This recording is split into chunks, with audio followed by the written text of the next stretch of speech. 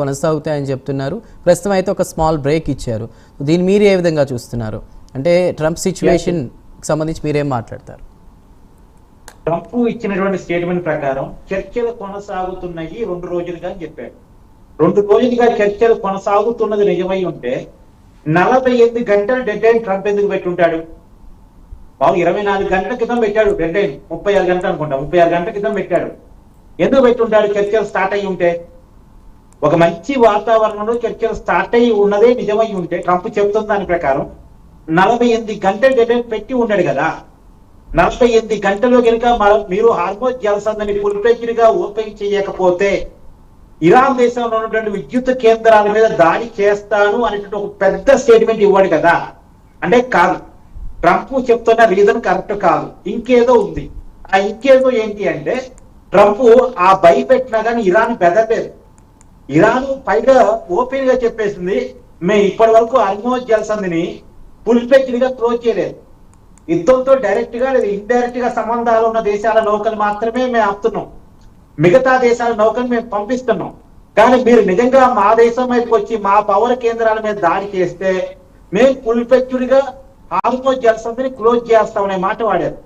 ఇప్పటికే ప్రపంచం గ్యాస్ చమురు సమస్యతోటి తలమునకలైపోతా ఉంది.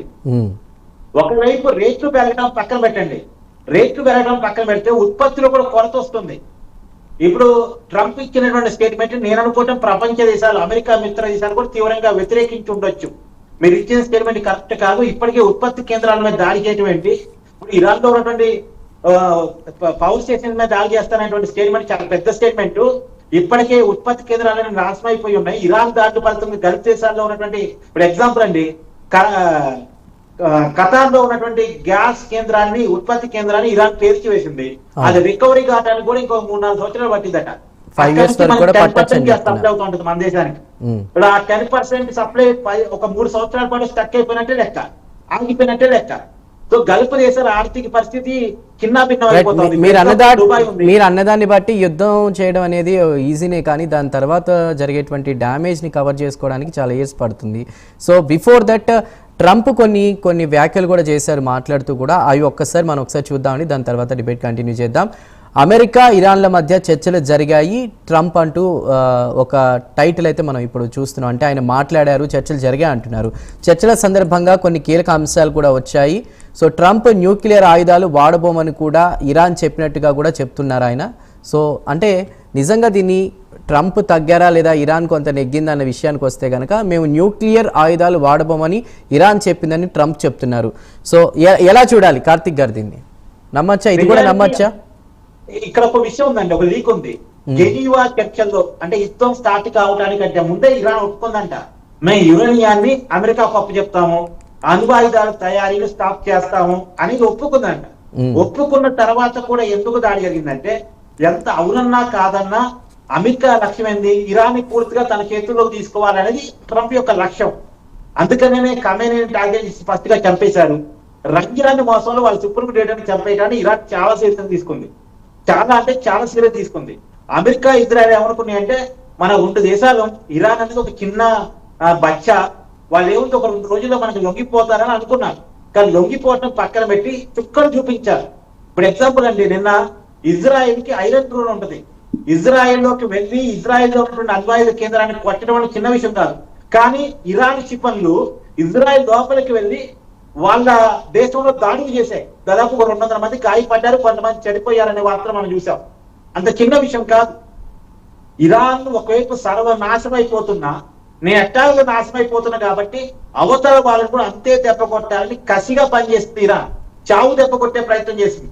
ఇంకా ఇప్పటికీ లొంగిపోయే ప్రయత్నం చేయకుండా ట్రంప్ 48 గంటల డెడ్ లైన్ ఇస్తే same counter dead line Iran ఇచ్చింది. నువ్వు కనుక నా దేశంలో దాడి చేస్తే హార్మోజ్ జలసంధిని ఫుల్‌ఫ్లెడ్జ్‌గా క్లోజ్ చేస్తానని. అంటే ప్రపంచాన్ని ఒక రకంగా వణికిచ్చింది.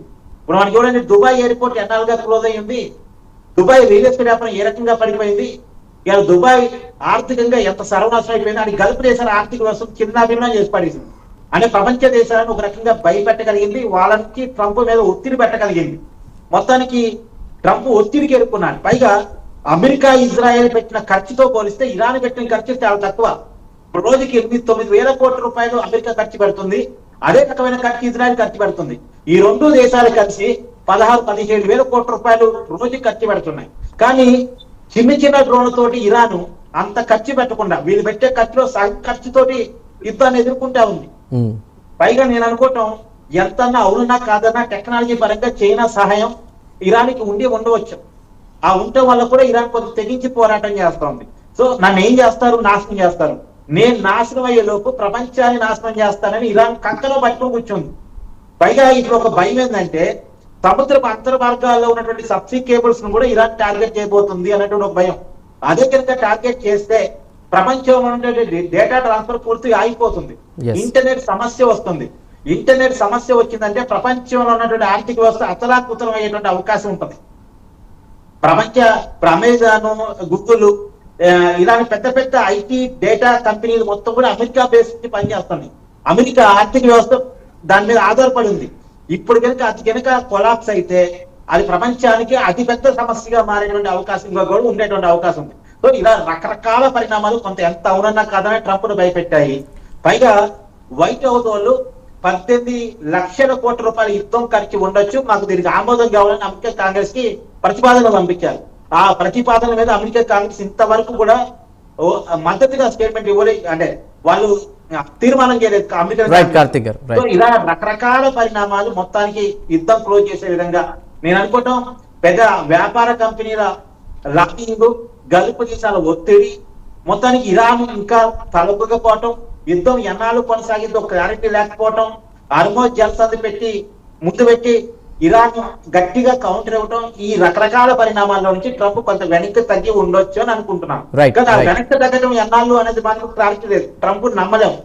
ఇవాళ తగ్గాడు ఒత్తిడి మేరకు, మళ్ళా ఏదో ఒక రోజు మూడొచ్చి కలొచ్చి నేను నా అహం దెబ్బతింది, నన్ను ఓడిస్తారా, నేను తగ్గాలా అని చెప్పేసి ఒక్కసారి హఠాత్తు వేసి మళ్ళా ఇరాన్ మీద దాడి చేసే అవకాశం కూడా ఉండొచ్చు.